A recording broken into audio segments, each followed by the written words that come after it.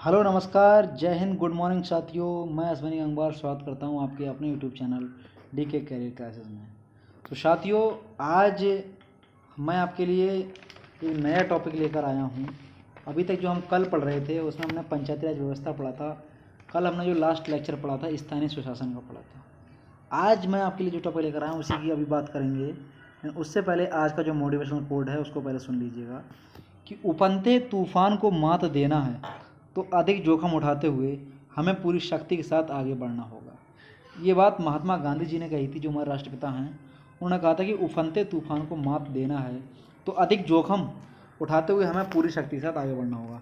यानी जो तूफान अगर उठ रहा है बहुत ही स्पीड के साथ, अगर हमें उसको हराना है तो हमें उससे भी ज़्यादा शक्ति के साथ उससे आगे बढ़ना होगा, तभी हम जीत पाएंगे। यानी कि जितनी भी परेशानियां हमारे सामने हैं, जो भी हमारे सामने तूफान हैं, जो भी हमारी लाइफ में दिक्कतें हैं, अगर हमें उनसे जीतना है तो हमें उनसे भी ज़्यादा शक्ति के साथ आगे बढ़ना होगा या काम करना होगा, तभी हमें सफलता मिलेगी। ठीक है, तो इसी के साथ आज की क्लास की शुरुआत करते हैं। वेलकम टू डी के करियर क्लासेस। साथियों, मन लगा के पढ़िए, अच्छे से पढ़िए, सफलता एक दिन जरूर मिलेगी। तो आज जो मैं टॉपिक लेकर आया हूँ वो आपके लिए लेकर आया हूँ ग्राम विकास। ग्राम विकास बोले तो आपका विलेज डेवलपमेंट। आज हम इस टॉपिक की बात करेंगे। क्या? Village development. ठीक है, आज हम पढ़ेंगे, नया टॉपिक है। हालांकि इसकी बहुत सारी चीज़ें अब तक हम लोग पढ़ रहे हैं। धीरे धीरे 1 महीना हो गया है हमको ग्रामीण प्रवेश पढ़ते हुए, तो बहुत सारी चीज़ें हम लोग पढ़ चुके हैं। ठीक है, इस चीज़ की तो देखो, जो ग्राम विकास होता है हमारा वो कितने तरहों से हो सकता है। एक तो ये ग्राम विकास हमारा हो सकता है राजनीतिक संरचना के रूप में, दूसरा सामाजिक संरचना के रूप में, तीसरा आर्थिक संरचना के रूप में, और अगला धार्मिक संरचना के रूप में।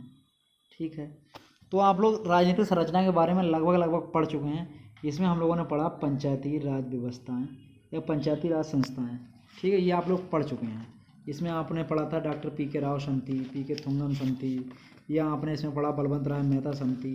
तो ये सब ग्राम विकास की तो थी पंचायती संस्थाएँ। तो ये राजनीतिक संरचना लगभग आप लोग पढ़ चुके हैं। इसके बाद दूसरी संरचना आती है सामाजिक संरचना। इसमें हम लोग पढ़ते हैं समाज में हमारे कितने प्रकार के वर्ण होते हैं, वर्ण व्यवस्था पढ़ते हैं, और भी बहुत सारी चीज़ें पढ़ते हैं। ठीक है, इसके अलावा आर्थिक संरचना हम लोग पढ़ते हैं कि किस प्रकार से ग्राम विकास आर्थिक रूप से हो सकता है। तो इसके लिए नाबार्ड बनाया गया। नाबार्ड के बारे में अभी हम लोग पढ़ चुके हैं। नाबार्ड के अंतर्गत आरआरबी की स्थापना की गई, 3 आरआरबीओं की। क्षेत्रीय ग्रामीण बैंक जो की गई, 5 स्थापना की गई थी सबसे पहले, तो ये भी हम पढ़ चुके हैं। इसके अलावा भूमि विकास बैंक भी हम पढ़ चुके हैं, और सहकारी बैंक भी हम लोग पढ़ चुके हैं। तो ये आर्थिक संरचना हो गया। इसके बाद में बात करते हैं धार्मिक संरचना की, यानी गांव में या ग्रामीण विकास में धार्मिक संरचना का क्या क्या रोल होता है। तो इस टॉपिक को आज हम ये सारी चीज़ें जानेंगे। ठीक है, तो बहुत अच्छे से हम लोग जानेंगे ग्राम विकास को क्या होता है। और वैसे भी आप सब लोग ज़्यादातर जितने भी मेरे स्टूडेंट हैं या मेरे साथी हैं, जो भी मेरी क्लास को देख रहे हैं या जो भी लेखपाल की तैयारी कर रहे हैं, वो ज़्यादातर बच्चे या ज़्यादातर साथी हमारे ग्रामीण प्रवेश से कहीं ना कहीं या ग्राम विकास से रिलेटेड हैं, या ज़्यादातर सब लोग गांव के ही रहने वाले हैं, ग्रामीण ही लोग हैं। ठीक है, तो बहुत अच्छे से वो सारी चीज़ें जानते हैं। ठीक है, लेकिन कुछ चीज़ें हैं फैक्चुअल जो मैं बताऊंगा उनके लिए। अब जैसे अभी आप लोग जानते हैं कि 2011 में लास्ट टाइम जनगणना हुई थी, उसके बाद जनगणना नहीं हुई, तो हम उसके ही कुछ आंकड़े जानेंगे। आइए आगे क्लास को बढ़ाते हैं कि उत्तर प्रदेश में जो जनसंख्या है वो कुल जनसंख्या का कितने प्रतिशत है, जो ग्रामीण जनसंख्या है। उत्तर प्रदेश में जो कुल जनसंख्या है उसकी अगर हम टोटल जनसंख्या की बात करें तो उत्तर प्रदेश की जो कुल जनसंख्या है उसका 77% ग्रामीण जनसंख्या के रूप में निवास करता है। ठीक है, उत्तर प्रदेश में जो जनसंख्या है उस कुल जनसंख्या का 77% ग्रामीण जनसंख्या के रूप में निवास करता है। ठीक है, अगर उसकी संख्या की बात करें, नंबर की बात करें, तो जो करीब 15.53 करोड़ हैं। यूपी में आप जानते हैं करीब 20 करोड़ तो टोटल जनसंख्या ही है 2011 की जनगणना के अनुसार। तो उसमें से 15.53 करोड़ लोग जो हैं वो गांव में निवास करते हैं या ग्रामीण हैं। इसके अलावा जो नगरीय जनसंख्या है वो 4.44 करोड़ है, यानी कि 22.3% नगरीय जनसंख्या है। तो इतनी बात हो गई आपकी। अभी हम इसको जोड़ेंगे भी, आगे देखिए। अगर हम बात करें उत्तर प्रदेश में ग्रामीण जनसंख्या में वृद्धि दर कितनी हुई है, भाई लास्ट टाइम 2011 में जनगणना हुई है, इससे पहले कब हुई थी, 2001 में हुई थी। तो 2001 से लेकर 2011 के बीच में उन 10 सालों में जो ग्रामीण जनसंख्या में जो वृद्धि दर हुई उसको ही कहते हैं दशकीय वृद्धि दर। तो उत्तर प्रदेश में जो ग्रामीण जनसंख्या में जो वृद्धि दर हुई या दशकीय वृद्धि दर हुई, तो वो ग्रामीण जनसंख्या जो बढ़ी वो 12.22% बढ़ी। ठीक है, पिछली बार 2001 से लेकर 2011 के बीच में जो ग्रामीण जनसंख्या में वृद्धि हुई वो 12.22% हुई। अगर हम बात करें कुल जनसंख्या की उत्तर प्रदेश की, तो उत्तर प्रदेश की जो कुल जनसंख्या है वो 19.97 करोड़ है। ये टोटल पॉपुलेशन ऑफ यूपी है जो 19.97 करोड़ है। इसमें अगर हम ग्रामीणों की बात करें, ग्रामीण जनसंख्या की, तो वो है हमारी 15.53 करोड़, यानी कि 77.7%। अब हम इसमें से शहरी या नगरीय जनसंख्या की बात करें तो वो है 4.44 करोड़, यानी कि 22.3%। अगर हम इन दोनों को ऐड कर दें तो हमारा यही हो जाती है 19.97 करोड़। ठीक है, तो ये हमारी होगी उत्तर प्रदेश की टोटल जनसंख्या। इसके अलावा कुछ और इम्पोर्टेंट चीज़ें हैं। अगर बात करें कि संपूर्ण भारत में सबसे ज़्यादा ग्रामीण जनसंख्या कहाँ निवास करती है, तो आप जानते हैं कि भारत में टोटल जनसंख्या भारत की कितनी है, 2011 की जनगणना के अनुसार 121 करोड़ है। तो उसमें से 20 करोड़ तो यूपी में ही है, तो जाहिर सी बात है कि यूपी में सबसे ज़्यादा जनसंख्या है। तो इसी प्रकार अगर बात करें कि उत्तर प्रदेश में संपूर्ण देश की सर्वाधिक ग्रामीण जनसंख्या निवास करती है। भाई जब संपूर्ण देश की, एक तो वैसे भी सबसे ज़्यादा जनसंख्या यूपी में निवास करती है, अगर पूरे वर्ल्ड में बात करें तो वर्ल्ड के 5 देशों के बाद छठे नंबर पर पूरे वर्ल्ड में आता है हमारा उत्तर प्रदेश। ठीक है, तो इतनी ज़्यादा जनसंख्या हमारे यूपी की। तो भैया जब ग्रामीणों की भी जनसंख्या पर जाहिर सी बात है ज़्यादा होगी, तो पूरे भारत में उत्तर प्रदेश की सबसे ज़्यादा ग्रामीण जनसंख्या भी सबसे ज़्यादा यूपी की है। अगर बात करें संपूर्ण भारत में सबसे ज़्यादा ग्रामीणों की संख्या कहाँ है, तो वो वही उत्तर प्रदेश में है, 15.53 करोड़। ठीक है, लिख लीजिए इस पॉइंट को। आगे बढ़ते हैं। परंतु सर्वाधिक ग्रामीण जनसंख्या की अगर प्रतिशतता की बात करें, संपूर्ण ग्रामीण जनसंख्या प्रतिशत वाला अगर राज्य की बात करें तो वो हमारा हिमाचल प्रदेश है, अगर परसेंटेज की बात करें। ठीक है, क्योंकि अगर यूपी की परसेंटेज की बात करें तो 77 पॉइंट है हमारे यहाँ, और हिमाचल प्रदेश में जो ग्रामीण जनसंख्या है वो 90% है। इसको थोड़ा और इसी तरह से समझाते हैं। मान लीजिए कि आपके यहाँ 100 लोग रहते हैं यूपी में, तो 100 में से 77% लोग ग्रामीण हैं। और इसी प्रकार से अगर हिमाचल प्रदेश में 100 लोग रहते हैं तो उसमें से 90% लोग ग्रामीण हैं। तो परसेंटेज की बात करें तो हिमाचल प्रदेश नंबर 1 पे है, और जनसंख्या की बात करें तो उत्तर प्रदेश नंबर 1 पे है। ठीक है, नंबर की बात करें अगर जनसंख्या की, और परसेंटेज में निकालें तो हिमाचल प्रदेश नंबर 1 पे है। इसी प्रकार अगर सबसे कम जनसंख्या की बात करें, न्यूनतम ग्रामीण जनसंख्या किस में है, तो सबसे कम जनसंख्या अगर है तो भैया वैसे भी सबसे कम जनसंख्या यहाँ गोवा में, सॉरी सिक्किम में है। तो इसी प्रकार से सबसे न्यूनतम ग्रामीण जनसंख्या सिक्किम में है। और अगर परसेंटेज की बात करें एवं न्यूनतम ग्रामीण जनसंख्या प्रतिशत में, तो वो गोवा में है। गोवा में जो ग्रामीण जनसंख्या है परसेंट में वो 37.83% है। ठीक है, और नंबर में बात करें, अगर क्वांटिटी में बात करें, क्वांटिटी में, तो वो सिक्किम में है। ठीक है, आगे बढ़ाते हैं क्लास को। सर्वाधिक ग्रामीण जनसंख्या आप लोग जानते हैं उत्तर प्रदेश में है, जो कि आपकी 15.53 करोड़ या 77% है, 70.7%। सर्वाधिक ग्रामीण जनसंख्या प्रतिशत में है तो वह हिमाचल प्रदेश में है, जो कि 90% है। सबसे कम ग्रामीण जनसंख्या सिक्किम में है, और कम ग्रामीण संख्या प्रतिशत कहाँ है, वो गोवा में है, 37.83%। ठीक है, इतना क्लियर हो गया जनसंख्या वाली बात। आप लोग ग्रामीण विकास की बात कर रहे हैं हम, तो ग्रामीण जनसंख्या के बारे में ये चीज़ें थी, कुछ पॉइंट थे जो मैंने आपको बताए। अब इसके बाद अगर बात करें कि गांव क्या होते हैं, ठीक है, गांव क्या होते हैं, क्योंकि हम गांव विकास पढ़ रहे हैं, ग्रामीण विकास पढ़ रहे हैं, ग्राम विकास पढ़ रहे हैं, तो बात करें गांव क्या होते हैं। ठीक है, इनको ही कहते हैं विलेज। What is village?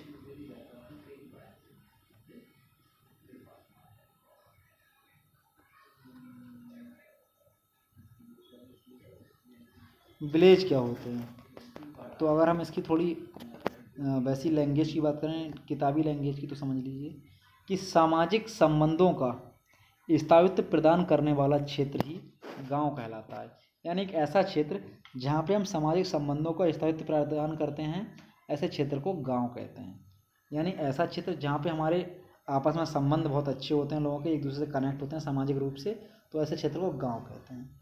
अगर हम इसकी परिभाषा थोड़ी राजनीतिक स्तर पर पढ़ें तो वो क्या है कि राज्य सरकार द्वारा, यानी कि राज्यपाल द्वारा, राज्यपाल गांव को बनाता है, राज्य सरकार द्वारा या राज्यपाल द्वारा अधिसूचित क्षेत्र ही गांव कहलाता है। ठीक है, तो गांव की कुछ शर्तें होती हैं जो मैंने आपके लिए पहले पढ़ाई थी, कि कम से कम उसमें से ज़्यादातर परसेंटेज लोग हों जो ग्रामीण मतलब रोजगार करते हों, या ज़्यादातर लोग प्राथमिक क्षेत्र से संबंधित हों। ये सारी शर्तें थी गांव होने की। स्टार्टिंग में जब मैंने आपको पढ़ाया था गांव के बारे में, तो मैंने वहाँ पे आपको बताया था गांव होने की शर्तें क्या क्या हैं। तो यहाँ पे और गांव के बारे में थोड़ा जानिए। यहाँ के लोग क्या होते हैं, ये प्राथमिक क्षेत्र से संबंध होता है इनका, और कृषि पशुपालन एवं इससे संबंधित क्षेत्र इनका प्रमुख व्यवसाय होता है। ठीक है। और नगरीय विशेषताओं के विपरीत वाला क्षेत्र ही गांव कहलाता है। यानी शहर में जो विशेषताएं होती हैं उनके विपरीत जो विशेषताएं होती हैं वो गांव की विशेषताएं होती हैं। ये ऐसे क्षेत्र को गांव कहते हैं।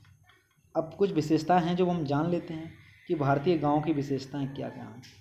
ठीक है, तो देखो भैया, जान लो भारतीय गांव की विशेषताएं क्या क्या हैं। सबसे पहला विशेषता है कि अधिकांश जनसंख्या कृषि एवं संबंधित क्षेत्रों पर जीवन यापन करती है या निर्भर रहती है। तो भारत के जो गांव की जनसंख्या हैं, ज़्यादातर लोग हैं वो कृषि करते हैं या उनसे संबंधित कोई भी कार्य करते हैं, जैसे चाहे पशुपालन हो गया, चाहे मछली पालन हो गया, चाहे मुर्गी पालन हो गया, चाहे बकरी पालन हो गया, तो ये सब कृषि से संबंधित कार्य हैं। दूसरा, ये जो होता है गांव, ये कम जनघनत्व वाला क्षेत्र होता है। ठीक है, नगरों की तुलना में। यानी नगरों में आप जानते हैं लोग बहुत ज़्यादा डेंस रहते हैं, बहुत ज़्यादा घने रहते हैं, लेकिन गांव में लोग थोड़े बिगड़े रहते हैं, थोड़े दूर दूर रहते हैं। गांव में जनसंख्या शहरों की अपेक्षा कम होती है। आपने देखा शहर में एक ही फ्लैट में उसी रूम में आपका लैट्रिन है, वहीं बाथरूम है, वहीं किचन है, वहीं बेडरूम है, वहीं सब कुछ है। लेकिन गाँव में ऐसा नहीं होता है, सब कुछ अलग अलग होता है। यानी गाँव में जो जनघनत्व होता है वो कम होता है शहरों की तुलना में। तीसरी विशेषता, प्रति वर्ग किलोमीटर में निवास करने वाले लोगों की संख्या जो होती है उसी को जनघनत्व कहते हैं। ठीक है, जनघनत्व क्या होता है, यानी एक वर्ग किलोमीटर में कितने लोग निवास करते हैं, तो वो उसका जनघनत्व कहलाता है। तो जनघनत्व जो होता है गांव का वो नगरों की तुलना में कम होता है। ठीक है, अब इधर जान लीजिए, साक्षरता जो होती है वो नगरों की तुलना में थोड़ी सी कम होती है। ये पॉइंट लिख लीजिए आप लोग। गाँव की साक्षरता जो होती है, पढ़ाई लिखाई का लेवल होता है, वो थोड़ा शहर की तुलना में कम होता है। दूसरी बात, संयुक्त परिवार प्रथा पाई जाती है गाँव में। ये अच्छी बात है, एक संयुक्त परिवार प्रथा पाई जाती है। आप शहरों में देखते होंगे लोगों के पास पैसा तो बहुत है लेकिन संयुक्त परिवार नहीं है। शादी हुई, बीवी आई, बच्चे हुए, और जो माता पिता बेचारे बूढ़े हो गए, कमज़ोर हो गए, तो उनके लिए क्या करते हैं, अनाथ आश्रम में वृद्धाश्रम में डाल देते हैं लोग। लेकिन गांव में ऐसा नहीं होता, बड़ा प्रेम होता है परिवार में, दादा दादी से, परदादा परदादी से। तो संयुक्त परिवार प्रथा रहती है, कई परिवार मिलकर एक साथ रहते हैं। ठीक है, ये गांव की विशेषता है। और अगला, सामाजिक पारस्परिकता पाई जाती है। यानी गांव में एक दूसरे पर लोग निर्भर रहते हैं, एक दूसरे से लोग मिलकर रहते हैं। गांव में कोई बीमार हो जाता है तो काफ़ी लोग इकट्ठे हो जाते हैं कि भाई साहब बताइए क्या दिक्कत है, बताइए आपको कहाँ ले चलें। या गांव में मान लिया, जैसे आपने देखा होगा, पहले के जो लोग जानते होंगे, गांव में किसी का छप्पर पड़ता था या किसी का मकान बन रहा है, तो उसमें गांव मोहल्ले के आसपास के लोग सारे लोग हेल्प करने के लिए आ जाते थे। तो इसको कहते हैं सामाजिक पारस्परिकता। गांव में किसी का खेत पे काम हो रहा तो आस पड़ोस के लोग कहते हैं चल भाई आज तेरे में हम करा दें, कल तू हमारे में करा देना। तो ये सब होता है सामाजिक पारस्परिकता। लेकिन शहर में ऐसा नहीं है, कोई किसी की हेल्प जल्दी नहीं करता है। तो ये सब हमारे गांव की विशेषताएं हैं। अगला है नगरीय जीवन की भांति विविधता का अभाव। भाई जैसे शहर में डाइवर्सिटी होती है, बहुत सारे काम होते हैं, बहुत सारी विविधताएं होती हैं, ऐसी गांव में नहीं है। नगरीय जीवन की भांति गांव में विविधता नहीं है। भाई गांव में क्या है, शहर में एक ही मकान में कई लोग रह रहे हैं, अलग अलग काम कर रहे हैं। लेकिन गांव में क्या है भाई, मोस्टली लोग खेती करते हैं या थोड़े बहुत और कोई काम करते हैं। गांव में नौकरी वाले भी लोग कम होते हैं या व्यवसाय भी लोग वाले कम होते हैं। ज़्यादातर लोग कृषि पर निर्भर होते हैं। तो इसलिए कहा गया नगरीय जीवन की भांति विविधता का अभाव, कि गाँव में जो है वो विविधता शहर की अपेक्षा कम पाई जाती है। अगला, एक जैसी भाषा, एक जैसे त्यौहार, एक जैसी संस्कृति, एक जैसी वेशभूषा, एक जैसा रहन सहन, एक जैसा जीवन स्तर होता है। ठीक है, गांव में। इसके अलावा सामाजिक प्रथाओं का जीवन में बहुत महत्व होता है। ठीक, गांव में सामाजिक प्रथाओं का जीवन में महत्व होता है। तो भैया जो सामाजिक प्रथाएं होती हैं वो कुछ सही भी होती हैं और कुछ गलत भी होती हैं। जैसे गांव में आज भी पर्दा प्रथा चलती है बहुत जगह, कि ससुर आ गए तो भैया आपको पर्दा करना है, जेठ आ गया पर्दा करना। हालांकि लेकिन आज मॉडर्न टाइम में नहीं लोग कर रहे हैं, लेकिन गांव में ये प्रथाएं आज भी चलती हैं, और बहुत सारी प्रथाएं और भी चलती हैं गांव में। तो इसको लोग मानते हैं, उनको लोग वैल्यू देते हैं। अगला, गांव में भौतिकता का अभाव होता है। ठीक है, ये भौतिकता का मतलब बहुत ज़्यादा सुख सुविधाएं युक्त चीज़ें गांव में नहीं होती हैं जैसे शहर में होती हैं, तो भौतिकता का अभाव होता है। इसके अलावा लास्ट पॉइंट आप एक और ऐड कर लेना, प्राकृतिकता का हावी होना। गांव के जो लोग होते हैं वो प्राकृतिक बहुत होते हैं, प्राकृतिकता का हावी बहुत होते हैं लोग। लिख लेना, प्राकृतिकता का हावी होना, यानी गांव के जो लोग होते हैं नेचर से बहुत ज़्यादा कनेक्ट होते हैं और नेचर के प्रति बहुत ज़्यादा सेंसिटिव भी होते हैं। शहर वालों को ज़्यादा मतलब नहीं होता है।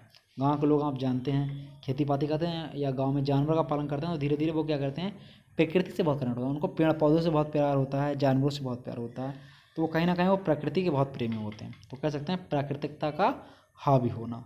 तो ये सारी चीज़ें हो गई हमारी भारतीय गाँव की विशेषताएँ। इसके बाद हम लोग अपना क्लास आगे बढ़ाते हैं।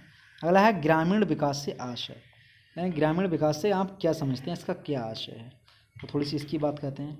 तो जो ग्रामीण विकास होता है, आप लोग जानते हैं गांव के विकास के लिए हमारे यहाँ बहुत सारी योजनाएं चलती हैं। कौन कौन सी योजनाएं चलती हैं, चाहे वो योजना आपकी राज्य सरकार की हों, चाहे वो योजना आपकी केंद्र सरकार की हों, तो मोस्टली गाँव से ही डिपेंड करती हैं या गाँव से ही रिलेटेड होती हैं। तो जैसे बात करते हैं इनकी, ये जो संरचनाएं होती हैं ग्रामीण विकास से जो आशय होता है वो किस किस से होता है कि ग्रामीण विकास हम किस प्रकार से कर सकते हैं या ग्रामीण विकास में क्या क्या आता है। तो सबसे पहले बात करते हैं आधारभूत संरचना का विकास। गाँव के विकास के लिए आधारभूत संरचना का विकास बहुत जरूरी है। तो वो आधारभूत संरचना में क्या क्या हमारे आ जाता है वो चीज़ें जानते हैं। आइए, वो आधारभूत ज़रूरतें क्या है हमारी। सबसे पहले स्वच्छ पेयजल की आपूर्ति होनी चाहिए गाँव में, ताकि गाँव के सारे लोग स्वच्छ रहें। अभी आप जानते हैं केंद्र सरकार की योजना चल रही है, उन्होंने लक्ष्य रखा कि संपूर्ण भारत में घर घर स्वच्छ पानी पहुंचाने का लक्ष्य रखा गया है और इसका कार्य बहुत प्रकृति के साथ चल रहा है।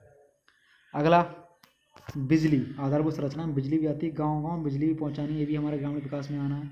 अगला सड़क या सामुदायिक स्वास्थ्य सेवाएं, हर गांव को सड़क को जोड़ना है शहरों से और सामुदायिक स्वास्थ्य सेवाएं हर गांव में पहुंचानी है, हर गांव में प्राथमिक चिकित्सालय बनवाने हैं।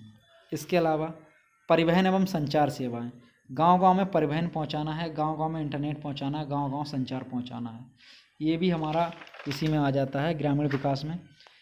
अगला जीवन स्तर को उच्च करना, जब तक ये नहीं होगा तब तक हमारा ग्रामीण विकास भी डेवलप नहीं हो पाएगा। इसके अलावा साक्षरता दर बढ़ाना, अगला प्रति व्यक्ति आय बढ़ाना, ये सारी उद्देश्य हैं, ये सारे काम हैं जिनकी वजह से ग्रामीण विकास हो सकता है या ग्रामीण विकास इनके बिना अधूरा है। ठीक है, तो ये सारी चीज़ें ग्रामीण विकास के लिए बहुत ज़्यादा ज़रूरी हैं। प्रति व्यक्ति आय बढ़ाना या नए रोजगारों को सृजित करना, जब गांव में नए रोजगार होंगे तो लोगों को कमाई भी बढ़ेगी, आय भी बढ़ेगी और लोगों के लिए बेरोजगारी से भी दूर होंगे, बाहर पलायन भी नहीं करना पड़ेगा। अगला शिशु मृत्यु दर को कम करना, भाई गांव में बहुत ज़्यादा स्वास्थ्य सेवाएं नहीं हो पाती, तो इस वजह से शिशुओं की मृत्यु दर बहुत ज़्यादा होती है। तो एक लक्ष्य ये भी है ग्रामीण विकास के लिए, शिशु की जो मृत्यु दर है उसको कम करना। इसके अलावा जो मातृत्व मृत्यु दर है उसको भी कम करना। माताओं का गर्भ जब वो मतलब होता है, बच्चों का जन्म होता है, तो बहुत सारी माताओं को बच्चे के जन्म के समय उनकी डेथ हो जाती है, तो इसको मातृत्व मृत्यु कहते हैं। तो इसको मातृत्व मृत्यु दर को कम करना, ये भी ग्रामीण विकास का एक उद्देश्य है। अगला है कुपोषण को ख़त्म करना, गांव से कुपोषण को ख़त्म करना, यानी जो बच्चे किसी न किसी कारण पोषण इनका पूरा नहीं हो पाता है तो वो कुपोषण का शिकार हो जाते हैं, तो ये भी ग्रामीण विकास का एक आशय है कि कुपोषण को कम करना।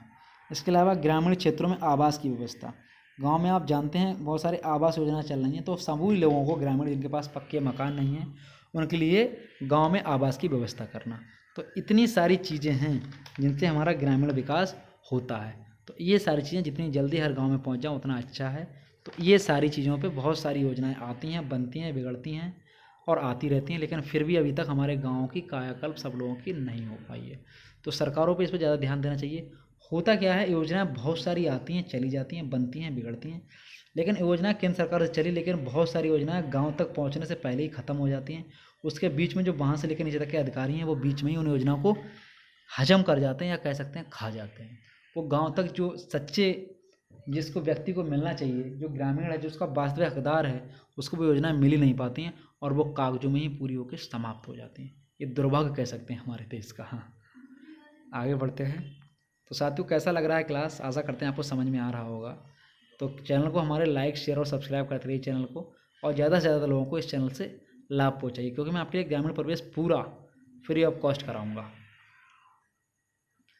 आगे बढ़ते हैं। अब थोड़ा सा बात करते हैं इसके हिस्ट्रिकल बैकग्राउंड की, कि गांव कहाँ से बने, या सबसे पहले गांव का जिक्र कहाँ से आया, या ऐतिहासिक पृष्ठभूमि क्या है गांव की। ठीक है, गांव आए कहाँ से। तो बात करते हैं हम लोग एंशियंट हिस्ट्री की। आप लोगों ने पढ़ा होगा एंशियंट हिस्ट्री, अगर इतिहास पढ़ा होगा, प्राचीन भारत, एंशियंट इतिहास पढ़ा होगा, प्राचीन इतिहास पढ़ा होगा तुमने भारत का, तो उसमें आपने पढ़ा होगा पाषाण काल, नवपाषाण काल, पुरापाषाण काल, इस टाइप की चीज़ें पढ़ी होंगी। तो वहीं से बात शुरुआत करते हैं। तो वो पहले एक युग था जिसको कहते थे पाषाण काल, जब मानव की जब से उत्पत्ति उस समय की आपको कहानी सुनाते हैं। तो पाषाण काल, पाषाण का मतलब होता है पत्थर, ठीक है, या पर्वत। तो पाषाण का मतलब है पर्वतों का, उस समय पहाड़ों का, सॉरी आपका पत्थरों का काल, तो उस समय पत्थरों का काल था ये। तो पाषाण माने होता है पत्थर। तो पाषाण काल को बेटा 3 तरह से बांटा गया है। एक है आपका पुरापाषाण काल, एक है मध्यपाषाण काल, और तीसरा है नवपाषाण काल। ये 3 भागों में बांटा गया आपका पाषाण काल। जो पुरापाषाण काल था उसमें जो मानव था, या जो आदि मानव था, आपने पढ़ा होगा, वो शिकारी प्रवृत्ति का था, आखेटक था, वो शिकार करता था, और उसका मुख्य उद्देश्य था खाना के लिए कोई अपना मिल जाए कुछ भी, चाहे जानवर मिल जाए चाहे कुछ भी मिल जाए, उसको मार के खा लो।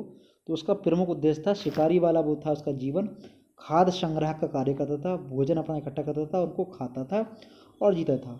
ज़्यादातर या तो शिकार करता था या कंदमूल फल आदि को खाता था। तो ये बात थी पुरापाषाण काल की। इसके बाद में बात आई, इसके बाद आया मध्यपाषाण काल। तो उसमें जो व्यक्ति थे उन्होंने पशुपालन करना सीख लिया था, जो आदिमानव थे उन्होंने पशुपालन करना सीख लिया था। तो सबसे पहले बताते हैं कि कुत्ते का सर्वप्रथम पालतू बनाया इन्होंने।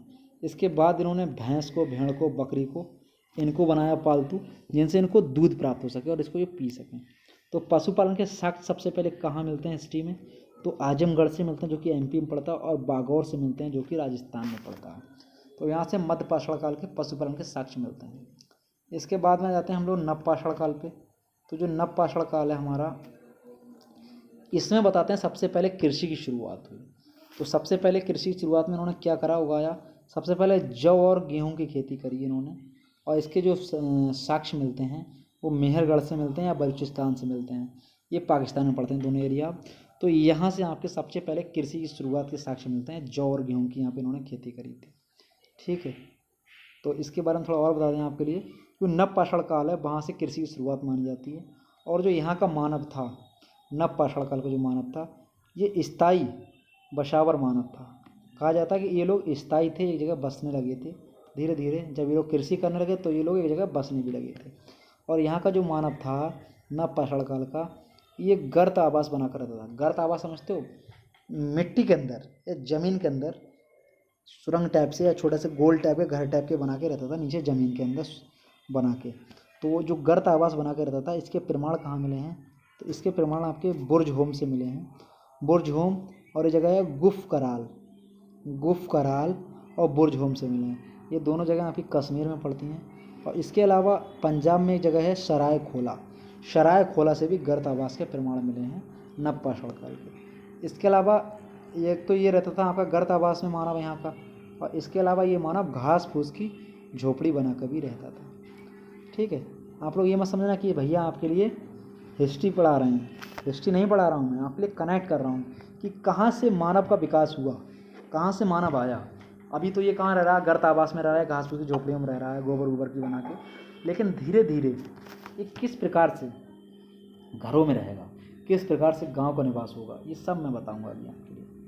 अब आ जाओ, इसके बाद एक युग आया, पाषाण काल के बाद एक युग आया ताम्रपाषाण काल। उसमें तांबा और पत्थर दोनों का मिक्सचर युग था, इसलिए इस युग को ताम्रपाषाण काल कहते हैं। तो इसमें क्या हुआ, इसमें मानव बस्तियां बना के बसने लगे या बस्तियां बना कर रहने लगा।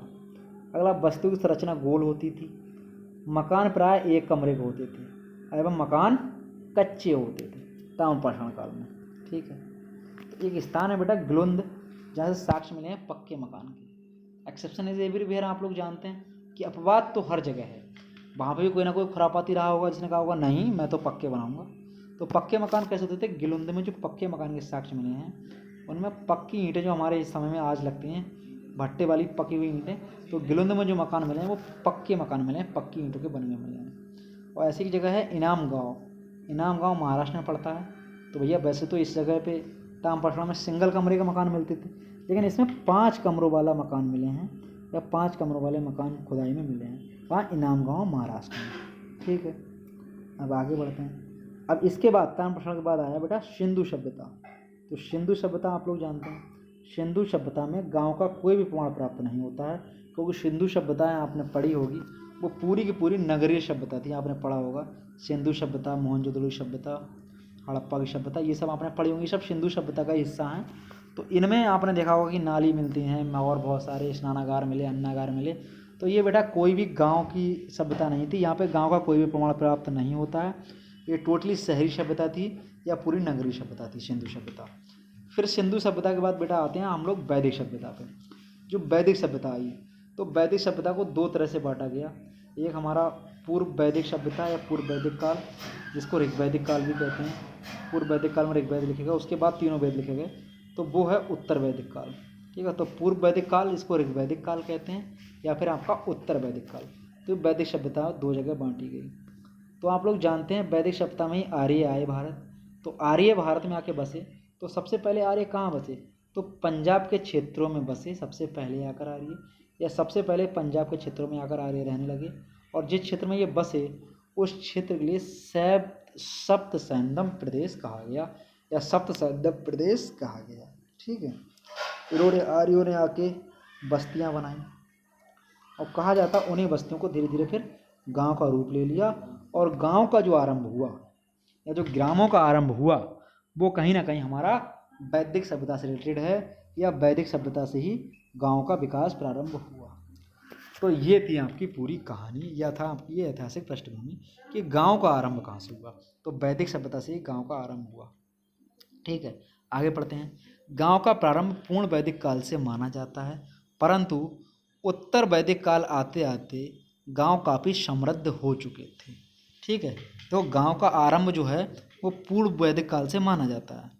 पूर्व वैदिक काल से माना जाता है वैसे तो, जो पूर्व वैदिक काल में जब आर्य बसे तभी यहाँ पे आके गांव का आपका आरंभ हो चुका था, गांव बनने लगे थे। लेकिन ये पूर्ण रूप से डेवलप जो हो पाए उत्तर वैदिक काल में आते आते ही ये पूर्ण रूप से विकसित हो पाए। कौन? आपके गांव। ये बात आप समझ गए। तो उस समय जो सामाजिक संरचना थी वो कैसी हुआ करती थी, ये जानिए। समाज की संरचना कैसी थी? तो समाज जो उस समय था बेटा वो वर्णों में डिवाइड था, या वर्ण व्यवस्था थी। तो वर्ण व्यवस्था किस प्रकार की थी?